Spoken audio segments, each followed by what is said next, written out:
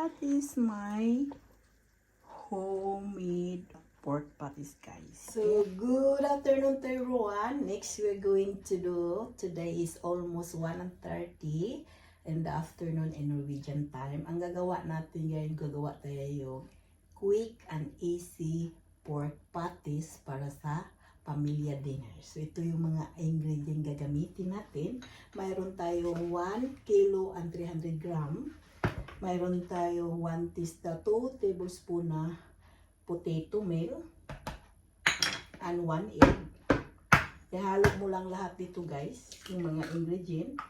Gumamit tayo ng 1 teaspoon and a half the pepper powder and 1 teaspoon na half na ginger powder and 1 teaspoon na muscat. So ihalo lang natin lahat ng mga dry ingredient, guys. Gumamit tayo ng chopped onion. Gumamit ako dito, guys, para madalian siya. Yan. And 1 cup siya, guys, na fresh milk. Nasa sa inyo yung water or fresh milk. And then sunod natin, ihalo na natin ito. Ihalo natin lahat na, guys. Halo-halo mo lang hanggang mahalo yung lahat ng mga ingredient. Yan. Yan akong gagawa ng pagkain dito. Madalian at ano lang mga ingredient natin ito, mabibili lang ito sa grocery. Hindi siya yung mga special na ingredient. At gumamit lang tayo ng gravy with mushroom, with boiled potato. Kasi ganito kami dito sa bahay, guys. Boiled potato lang kakainin namin or rice. Ano lang, hindi ako palaging nagluto ng rice dahil sila hindi kakain, medyo hindi sila kakain. So, ako lang kumakain ng rice. So potato na lang ano natin. So na-mix na natin yung lahat ng ingredient, ipa-fry na natin. So ito na, guys, mag-form na tayo sa ating patties.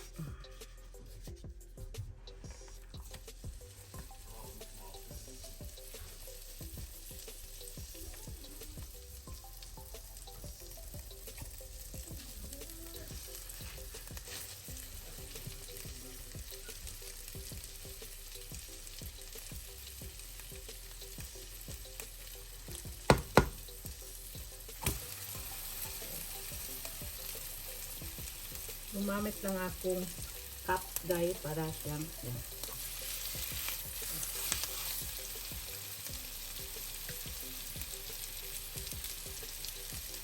Lagyan natin sa gitna.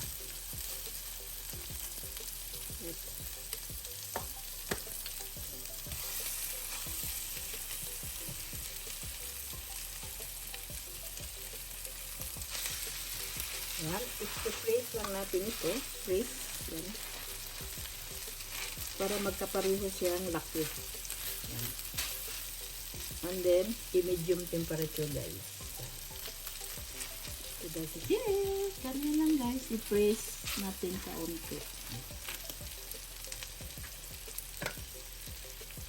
Umamit tayong dito, guys. Parang anuhin natin yung sa ilalim.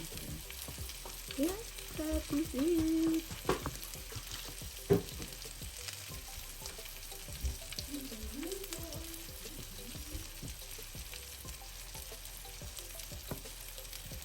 Yan. And then, fresh. And see you later.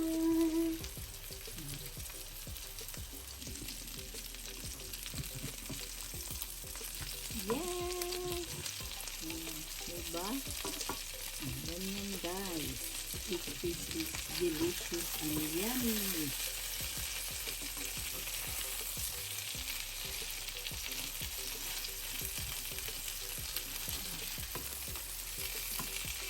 Medium temperature lang para hindi siya masusunog. Kasi hindi siya maluluto yung ilalim. Ganyan lang, guys. Oh, diba? Simple. Yes, that is